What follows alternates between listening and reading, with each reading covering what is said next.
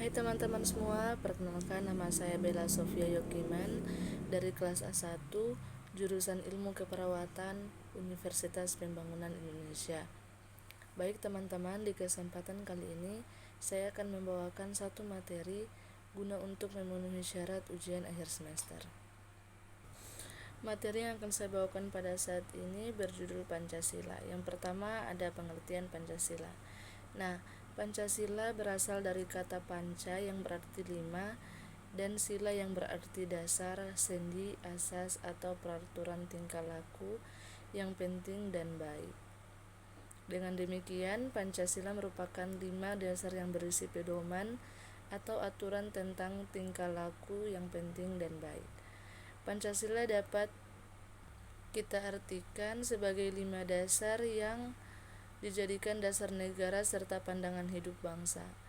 Suatu bangsa tidak akan dapat berdiri kokoh tanpa dasar negara yang kuat dan tidak dapat mengetahui dengan jelas kemana arah tujuan yang akan dicapai tanpa pandangan hidup.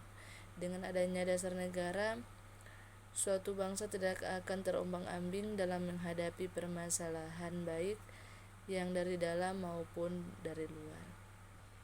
Yang kedua ada konsep dasar Pancasila. Pancasila sebagai dasar negara adalah landasan kehidupan bernegara. Dasar negara bagi suatu negara merupakan suatu dasar untuk mengatur penyelenggaraan negara. Peranan dan fungsi Pancasila pada era sekarang masih relevan karena Pancasila mencakup aspek-aspek dasar. Selain itu, Pancasila juga merupakan alat untuk keamanan dan kemakmuran bersama rakyat Indonesia. Hanya saja pelayanan secara konkretnya belum bisa dilaksanakan dengan sebaik-baiknya karena keadilan dan kemakmuran bagi seluruh rakyat Indonesia belum juga terwujud sampai saat ini. Bagian C, Pancasila dalam sejarah negara Republik Indonesia. Pancasila dalam perspektif sejarah perjuangan bangsa Indonesia merupakan cara pandang untuk menilai peristiwa yang melatar belakangi terbentuknya NKRI dan dasar negaranya, yaitu Pancasila. Pembentukan Pancasila tersebut tidak terlepas dari sejarah kerajaan-kerajaan yang ada di Nusantara dari zaman Hindu, Buddha, dan Islam. Sejarah perjuangan dan berdirinya bangsa Indonesia dalam mencapai kemerdekaannya berjalan sejak sekian abad yang lalu dengan berbagai cara dan bertahap. Dengan itu, sejarah perjuangan bangsa Indonesia mempunyai hubungannya dalam sejarah lahirnya Pancasila. Bagian D, sumber historis, sosiologis, yuridis, dan politis pendidikan Pancasila.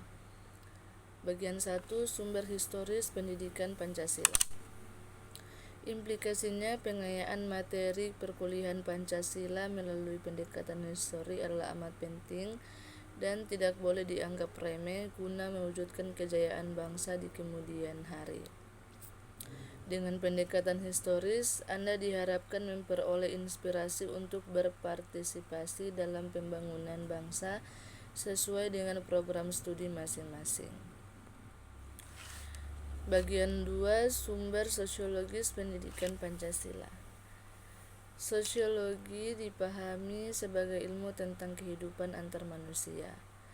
Di dalamnya mengkaji antara lain latar belakang, susunan dan pola kehidupan sosial dari berbagai gelombang dan kelompok masyarakat, di samping juga mengkaji masalah-masalah sosial, perubahan dan pembaruan dalam masyarakat. Melalui pendekatan sosiologis ini pula Anda diharapkan dapat mengkaji struktur sosial, proses sosial termasuk perubahan-perubahan sosial dan masalah-masalah sosial yang patut disikapi secara arif dengan menggunakan standar nilai-nilai yang mengacu kepada nilai-nilai pendidikan. Bagian 3, sumber yuridis pendidikan Pancasila. Pancasila sebagai dasar negara merupakan landasan dan sumber dalam membentuk dan menyelenggarakan negara hukum tersebut. Hal tersebut berarti pendekatan yuridis atau hukum merupakan salah satu pendekatan utama dalam pengembangan atau pengayaan materi mata kuliah pendidikan Pancasila. Bagian keempat, sumber politik pendidikan Pancasila.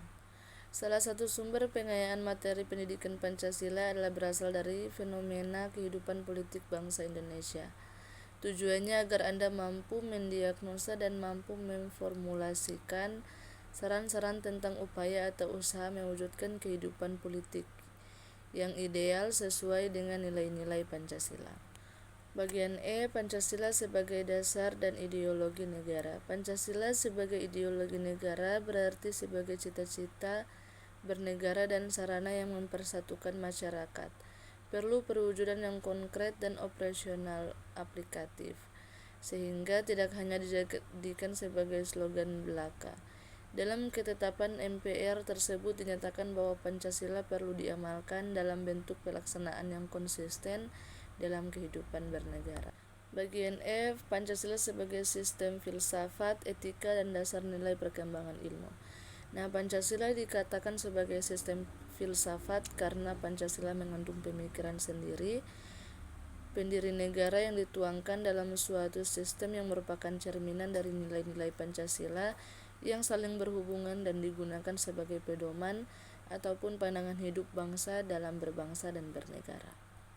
Bagian G, latar belakang lahirnya masa reformasi. Krisis finansial yang terjadi pada tahun 1997 atau yang lebih dikenal dengan krisis moneter menjadi faktor utama yang melatar belakangi lahirnya era reformasi dan runtuhnya Orde Baru. Tidak hanya itu, Indonesia juga dilanda kemarau dan didukung dengan jatuhnya komoditas ekspor. Permasalahan-permasalahan tersebut sangat memporak-porandakan negara Indonesia pada masa itu. Krisis ekonomi menjadi faktor utama runtuhnya Orde Baru dan lahirnya era reformasi. Selanjutnya, implementasi Pancasila dalam aspek kehidupan bangsa. Implementasi nilai-nilai Pancasila dalam kehidupan bermasyarakat, berbangsa, dan bernegara diupayakan agar tidak mengakibatkan perpecahan yang merugikan setiap orang, bahkan dapat merugikan negara Indonesia. Itulah materi yang dapat saya bagikan pada saat ini. Saya harap teman-teman dapat memahami dan dapat bermanfaat. Selanjutnya, bagi teman-teman yang ingin melanjutkan pendidikan di bangku studi sekolah tinggi, saya merekomendasikan salah satu kampus swasta terbaik di Manado, yaitu UNPI atau Universitas Pembangunan Indonesia. Nah, teman-teman, di UNPI sudah terakreditasi B atau baik. Di UNPI mempunyai 8 prodi, ada ilmu keperawatan, profesi nurse, ilmu hukum, teknik elektro, teknik sipil, ilmu politik, agribisnis, dan juga sastra Inggris. Jadi teman-teman yang ingin melanjutkan studi, saya merekomendasikan UNPI, khususnya prodi ilmu keperawatan, karena UNPI sudah terakreditasi dengan baik dan sudah sangat layak untuk dijadikan tempat untuk menimba ilmu. Sekian dari saya, terima kasih.